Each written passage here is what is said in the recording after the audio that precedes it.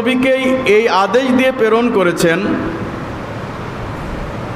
ওয়ালাকাদ বাআসনা ফি কুল্লি উম্মতি রাসূলা আনি ইবুদুল্লাহ ওয়াজতানিবুত তাগুত। আল্লাহ বলেন, ইতিপূর্বে আমি যত রাসূল প্রেরণ করেছি তাদের একটাই কাজ ছিল, আল্লাহর ইবাদত করো, ওয়াজতানিবুত তাগুত, তাগুত থেকে দূরে সরে যাও, তাগুত থেকে সরে যাও।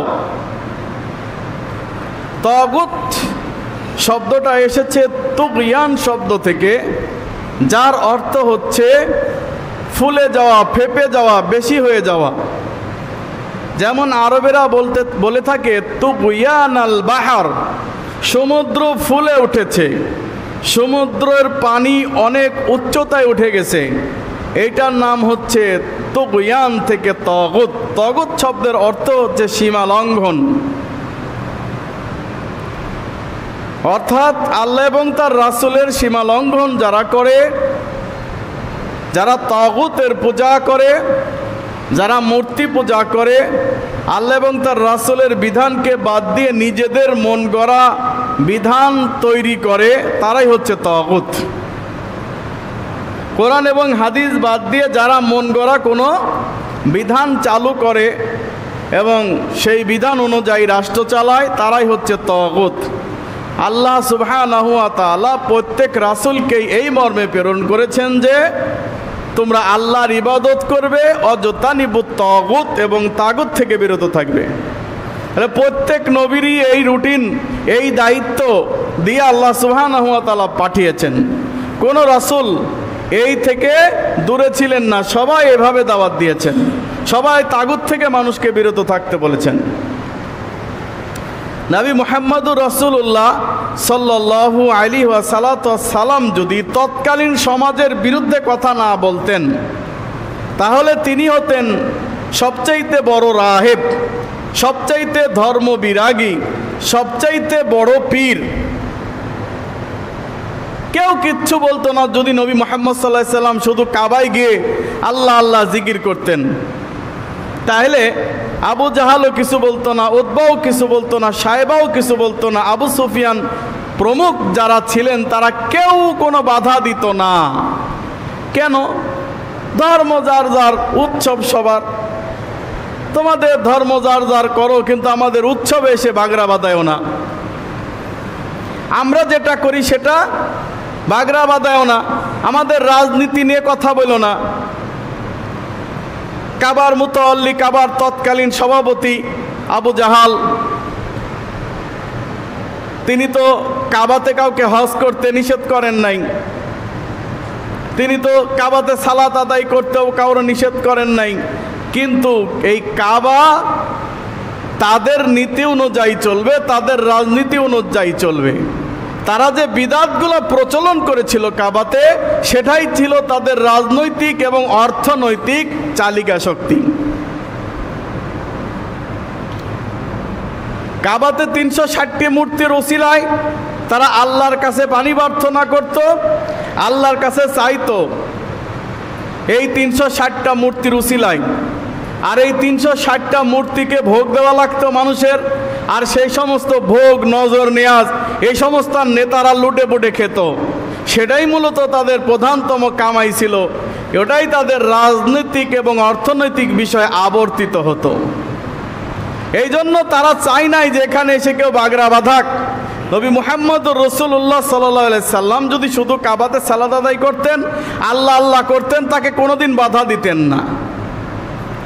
কিন্তু তিনি যেই স্লোগান দিলেন, কুলু লা ইলাহা ইল্লাল্লাহ, বলো আল্লাহ ছাড়া হক কোনো মাবুদ নাই, উপাস্য নাই। এই যে ৩৬০টা মূর্তি সব বাতিল, এগুলোকে বাদ দিতে হবে। লা ইলাহা ইল্লাল্লাহ, আল্লাহ ছাড়া কারো হুকুম চলবে না, আল্লাহ ছাড়া কারো হুকুম চলবে না। প্রকৃত হক মাবুদ একমাত্র আল্লাহ সুবহানাহু ওয়া তাআলা, এই মাবুদের সঙ্গে কারো শরীক করা চলবে না। তুফলিহুন, তোমরা যদি এটা বলো তাহলে তোমরা সফল কাম হয়ে যাবে। সুবহানাল্লাহ। কিন্তু মক্কার মুশরিকরা এটা মেনে নেয় নাই। কারণ কি? নবী মুহাম্মদ রাসূলুল্লাহ সাল্লাল্লাহু আলাইহি ওয়াসাল্লাম যখন বললেন, হে আবু জাহাল, উতবা, সাহেবা, একটা মাত্র বাক্য তোমরা বলবে, তাহলে এই আরব আজমদের উপর আধিপত্য বিস্তার করবে। রোম সম্রাট, কাইসার সম্রাট, বড় বড় সমস্ত পরাশক্তিগুলা, এই আরববাসী, তোমরা তাদেরকে পরাজিত করতে পারবা। তোমরা শুধু এই মক্কার রাজনীতি নিয়ে নয়, মদিনার রাজনীতি নিয়ে নয়, তোমরা সারা পৃথিবীকে কন্ট্রোল করতে পারবে, পদানত করতে পারবে, যদি একটা বাক্য স্বীকার করে নাও। তখন আবু জাহাল বললেন, মুহাম্মদ, যদি তাই হয়, এরকম একটা নয়, 10টি বাক্য আমরা বলতে রাজি আছি, 10টি বাক্য এরকম মানতে রাজি আছি। নবী মুহাম্মদ রাসূলুল্লাহ সাল্লাল্লাহু আলাইহি সাল্লাম বলেন, কুলু লা ইলাহা ইল্লাল্লাহ, তোমরা বলো যে আল্লাহ ছাড়া হক কোনো মাবুদ নাই, উপাস্য নাই। তখন তিনি বললেন, ওহো, এই কথা! যদি তাই হয়, তাহলে আরবের রক্ষিত 360টা মূর্তির কি হবে? যদি তাই হয়, আমাদের কল্পিত মাবুদ আমরা নিজের হাতে তৈরি করে নিয়েছি, সেই মাবুদগুলোর কি হবে? আরে খ্রিস্টানরা তো 3টা মাবুদ মানে, আরে পারসিকরা তো আরো অনেক মাবুদ মানে, আর তুমি বলছো একটা মাবুদও মানা যাবে না, শুধু এক আল্লাহকে মানতে হবে, এটা হয় নাকি? বলেন, আজকে যদি আপনার এলাকার একজন হিন্দু তপন দেবনাথকে বলা হয়, ভাই তুমি একটু লা ইলাহা ইল্লাল্লাহ পড়ে, তো পড়বে না?